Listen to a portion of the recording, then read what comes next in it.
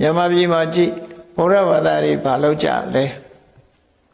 အေးကြည့်လိုက်မယ်ဆိုရင်ကိုယ်အိမ်မှာကိုယ်ဘာလုပ်ကြလဲဘုရားကန်းရှိတယ်ဘုရားကန်းစီမီပန်းရေချမ်းနေနဲ့ပူဇော်ကြတယ်ဘုရားရှိခိုးကြတယ်တရားတွေကိုရွတ်ကြဖတ်ကြတယ်ဒါတွေမလုပ်ရဘူးလားဆိုမလုပ်ရဘူးမဟုတ်ဘူးနော်မလုပ်ရဘူးမဟုတ်သို့တော့အဲ့ဒီအလုပ်တွေတဲ့အဓိကကြတဲ့အလုပ်ကဘာတော့မေးမယ်ဆိုလို့ရှိရင်မြတ်စွာဘုရားက၅ပါးသီလလုံအောင်ကျင့်ဆို၅ပါးသီလလုံအောင်ကျင့်မှုအဓိကကြမြတ်စွာဘုရားငါ့ကိုတနေ့ဘယ်နှကြိမ်ရှ िख ိုးရမယ်လို့မဟောနော်ရှ िख ိုးခြင်းကြောင့်ကုသိုလ်ရတယ်မှန်တယ်ရှ िख ိုးရင်ကုသိုလ်ရမယ်ဘာကြောင့်ကုသိုလ်ရတာတုံးလို့ဆိုအလွန်ကိုမြင့်မြတ်တဲ့ပုဂ္ဂိုလ်တယောက်ပုဂ္ဂိုလ်တစ်ပါးကိုဒီကာရဝမေတ္တာနဲ့တယုတတိတလေးတစားလေးစားပူဇော်တယ်ပန်းနဲ့ပူဇော်တယ်စီမီနဲ့ပူဇော်တယ်ကျန်တယ်ကုသိုလ်မရဘူးလားရအဲ့ဒီကုသိုလ်တွေတဲ့တန်မိုးရှိတဲ့ကုသိုလ်တွေရှိသေးတယ်ဆိုလိုတာကအဲ့ဒါအခြေခံတာမန်မြတာဖြစ်တယ်ပေါ့ဘုရားရှိခိုးတဲ့ကုသိုလ်ဟာအန္တရာယ်ကင်းတယ်ကျမ်းမာစေတဲ့ဒါရသို့တော့မြတ်စွာဘုရားကြိုက်တဲ့အကောင်းဆုံးကုသိုလ်လားလို့ဆိုမဟုတ်ဘူးအကောင်းဆုံးကုသိုလ်ကတော့ဘာတော့ဝိပဿနာတရားကျင့်ကြံကြိုးကိုအထောက်ခြင်းသာဖြစ်တယ်နော်အဲ့ဒါမှအကောင်းဆုံးကုသိုလ်ဖြစ်ဆိုလိုတာကအလုတ်ဆိုတာအစင့်စင့်လောက်ရမှာပညာသင်တဲ့အခါမှာလည်းအစင့်စင့်ပညာသင်ရတယ်အခြေခံအဆင့်သင်တယ်အခြေခံအဆင့်ပြီးမှအလယ်တန်းအဆင့်အလယ်တန်းအဆင့်ပြီးတော့မှထက်တန်းအဆင့်ထက်တန်းအဆင့်ပြီးတော့မှအဆင့်မြင့်တဲ့ပညာရည်ဒီလိုလမ်းမှာဘုရားရှိခိုးတာတို့ရေချမ်းပန်းစီမီလူဒန်းတာတို့ဆိုတာအခြေခံအဆင့်ဆိုတဲ့သဘောရောက်တယ်ပေါ့အဲ့ဒါလောက်အဲ့ဒီကုသိုလ်ဟာလေကုသိုလ်ပါပဲကုသိုလ်ရတယ်သို့တော့အဲ့ဒီတဲ့တန်ဖိုးကြီးတဲ့ကုသိုလ်ကပါလေခေါနာသီလဆောင်ထိန်တာတို့ကမ္မထံတရားကျိုးဝါအထောက်တာကမ္မထံထဲမှာဝိပဿနာတရားကျိုးဝါအထောက်တာဘာကြောင့်ဒီလိုပြောရတယ်လဲလို့ဆိုလို့ရှိရင်မြတ်စွာဘုရားပြိဋိဘသံဃာနီးမှာမြတ်စွာဘုရားကိုနောက်ဆုံးအနေနဲ့ကောင်းကင်ယံကနတ်တွေကလည်းဒုရိယာတွေတိမှုတ်ပြီးတော့ပူဇော်ကြတယ်ကောင်းကင်ယံကနတ်ပန်းတွေကျဲချပြီးတော့ပူဇော်ကြတယ်မြတ်စွာဘုရားပြိဋိဘမဆန်သေးဘူးညောင်ဆောင်ပေါ်မှာလဲလျောင်းနေတဲ့အချိန်လူတွေကလည်းပူဇော်ကြတယ်အားလုံးဟာမြတ်စွာဘုရားဒီနောက်ဆုံးအချိန်လျောင်းဆက်နေတဲ့အချိန်မှာပူဇော်နေကြတာမြတ်စွာဘုရားရှင်အနန္ဒာကိုမိတ်တယ်အာနန္ဒာငါ့ကိုပန်းရေချမ်းနေနဲ့အခုလိုတူရိယာတွေနဲ့ပန်းနေနဲ့ပူဇော်ရဟာအကောင်းဆုံးပူဇော်မှုမဖြစ်ဘူးတဲ့အကောင်းဆုံးပူဇော်မှုကတော့ငါဆုံးမထားတဲ့တရားအတိုင်းလိုက်နာကျင့်သုံးခြင်းသာလဲအကောင်းဆုံးပူဇော်မှုဖြစ်တယ်လို့သူတို့ဟောတာသိချင်မဟာပရိနိဗ္ဗာန်တုတ်ဖတ်ကြည့်နော်မဟာပရိနိဗ္ဗာန်တုတ်ဒီတိုင်းမြတ်စွာဘုရားဆုံးမတာအဲ့ဒါကိုမမေ့ဖို့လိုတယ်ပေါ့အခြေခံအဆင့်ကမတက်ဘူးဆိုရင်ကိုယ့်ရဲ့တန်ဖိုးကတက်လာမှာမဟုတ်မူလတန်းနဲ့ပဲကျင့်တတ်မှာလားအလယ်တန်းတို့ထက်တန်းတို့တက္ကသိုလ်ဘွဲတို့ထီအောင်မတက်နိုင်ဘူးလားကြိုးစားမှာဒီလိုဆိုလို့တယ်နော်အဲ့ဒါကြောင့်ကြိုးစားအထုတ်တရားဓမ္မကျင့်ကြံကြိုးကိုအထုတ်တာကိုမြတ်စွာဘုရားအကောင်းဆုံးဒါမို့အထက်ကရာဆရာကြီးတဲ့ပြောတဲ့သမ္မာပฏิပတ်တိအနုတ္တရာပူဇာမြတ်စွာဘုရားဟောကြားထားတဲ့အတိုင်းတရားဓမ္မကိုကျင့်ကြံကြိုးကိုအထုတ်ခြင်းဟာအကောင်းဆုံးပူဇော်ခြင်းပဲလို့ဒီလိုဟောဆိုခဲ့တာဒါကြောင့်လူတွေဟာဘုရားပန်းရေချမ်းနဲ့လှူဒန်းနေတော့လဲအချို့ပုဂ္ဂိုလ်တွေဟာဒီကာယကံထိမ့်သိမ့်မှုဝစီကံထိမ့်သိမ့်မှုအားနေကြတယ်ကိုချင်းသီလဘက်မှာအားနေကြတယ်ဒါတွေကချွတ်ရင်ချက်တစ်ခုဖြစ်လာတယ်ပေါ့ကိုချင်းသီလဘက်မှာအားကောင်းရင်တော့ပြောစရာမရှိဘူး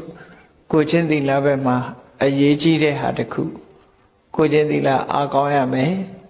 သမထကျင့်စဉ်ဝိပဿနာကျင့်စဉ်ဤတတ်နိုင်သမျှကြိုးစားအားထုတ်ရမယ်အဲ့ဒါမှ မြတ်စွာဘုရားအဆုံးအမတိုင်းလိုက်နာကျင့်သုံးရရောက်တယ်လို့အဲ့လိုဘုရားဘာသာမှာအခြေခံကနေစပြီးတော့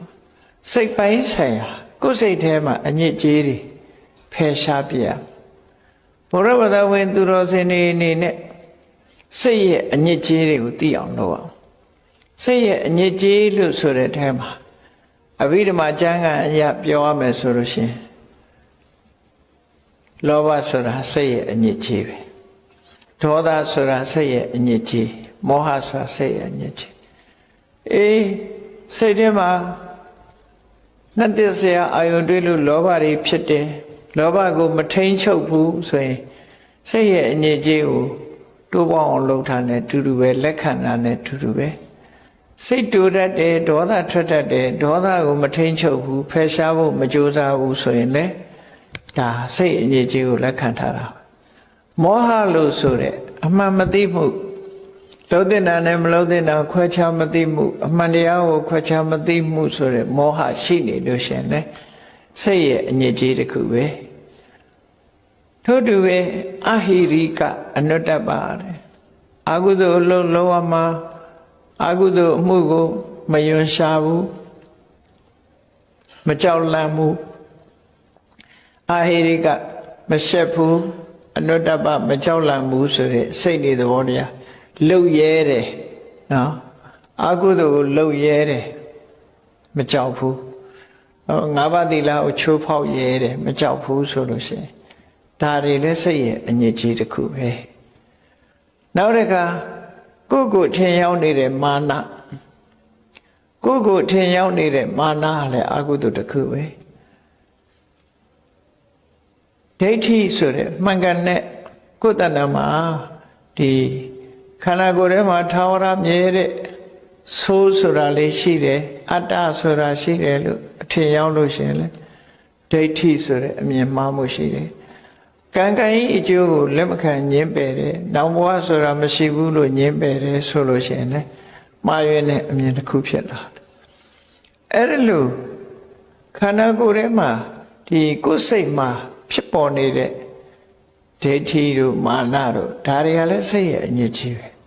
နောက်တစ်ခုကအိတ်တာတို့မစ္စရိယအိတ်တာဆိုတာတစ်ဖက်သားကြည်ပေါ်တွတ်တဲ့နေတာဆိုလို့ရှိရင်မနာလို့မရှုစိတ်ဖြစ်ရင်အိတ်တာမစ္စရိယဆိုတာကိုယ်သာခံစားခြင်းနဲ့သူတစ်ပါးကိုခံစားခွင့်မပေးဘူးနော်ကိုယ်သာထက်တန်းရောက်ခြင်းနဲ့သူများထက်တန်းရောက်တာမကြိုက်ဘူးဆိုတဲ့မစ္စရိယတရားအနည်းငယ်လွန်များတယ်သူကအဲ့ဒါမျိုးအိတ်တမစ္စရိယဆိုတာလည်းပဲစိတ်ရဲ့အညစ်အကြေးတွေပဲနောက်တစ်ခါကုသိုလ်ကောင်းမှုလုပ်တဲ့အခါမှာစိတ်ထဲမှာထက်ထက်တန်တန်မဖြစ်ဘဲနဲ့တွန်းဆုပ်မှုတွေဖြစ်တယ်ဌိနမိဋ္ဌဒါလည်းအကုသိုလ်တရားတွေလို့တို့ဆိုလို့စိတ်တည်ငြိမ်အောင်စူးစီးလို့မရဘူးအာယုန်ဒီပေါ်မှာစိတ်ဟာလွင့်ပြတ်နေတယ်ဥဒိစ္စလို့ခေါ်တယ်ဒါလည်းစိတ်ရဲ့အညစ်အကြေးပဲကိုလို့တဲ့လုပ်ငန်းတစ်ခုပေါ်မှာမှန်သလားမှားသလားဇဝေဇဝါတွေဖြစ်ပြီးရှေ့မတိုးနိုင်တာဝိသိကိစ္စအနှောင့်အယှက်အဲ့ဒီဝိသိကိစ္စဆိုတာလေစိတ်ရဲ့အညစ်အကြေးပဲလို့ဟောဒီစိတ်ရဲ့အညစ်အကြေးတွေကိုဖယ်ရှားနိုင်ရမယ်အဓိကကတော့အဲ့စိတ်ရဲ့အညစ်အကြေးတွေကိုဖယ်ရှားဖို့ရာအဓိကအလုပ်ဖြစ်တယ်ဒီလိုဆိုတာနော်အဲ့ဒီစိတ်ရဲ့အညစ်အကြေးတွေကိုဖယ်ရှားနိုင်မှတန့်စင်သွားတဲ့စိတ်ဟာဖြူစင်သွားတဲ့စိတ်ဟာကောင်းကျိုးချမ်းသာတွေကောင်းတဲ့အင်္ဂါရက်တွေနဲ့ဖြူစင်သွားတဲ့စိတ်ဟာဘာတွေနဲ့တွဲလာတော့ဆိုတတိနဲ့တွဲလာတဲ့ပညာနဲ့တွဲလာတဲ့ဝီရိယနဲ့တွဲလာတဲ့ကောင်းတဲ့အရည်ချင်းတွေတရားနဲ့တွဲလာတဲ့တမာတိနဲ့တွဲလာတဲ့အဲ့ဒါလိုတွဲဖက်လာတဲ့စိတ်တွေဟာတန်မိုးရှိတဲ့စိတ်တွေဖြစ်ပြီကိုယ်တဏ္ဍာမှာရှိတဲ့စိတ်အညစ်အကြေးတွေအလုံးကိုဖယ်ရှားပြစ်နိုင်တဲ့အနေအထားတစ်ခုဟောဗုဒ္ဓဘာသာဝင်တွေအနေနဲ့ဟာဒါအရေးကြီးတဲ့ကျင့်စဉ်တစ်ခုပဲလို့ဒီကျင့်စဉ်ဟာဘယ်တော့ကျင့်ရမှာတော့လို့ဆိုနေ့စဉ်ကိုသွားရင်လာရင်စားရင်တောက်ရင်စီးပွားရှာရင်ကနေစားပြီးတော့ကိုယ်စိတ်ကိုမကောင်းမှုအကုသိုလ်တွေကနဲနိုင်တယ်ဗျာနဲအောင်ကျင့်ကြံကြိုးကိုအထုတ်နေခြင်းပဲဖြစ်တယ်အဲ့တော့တမာအဖြစ်အ အဆင့်3ဆင့်ခွဲခြား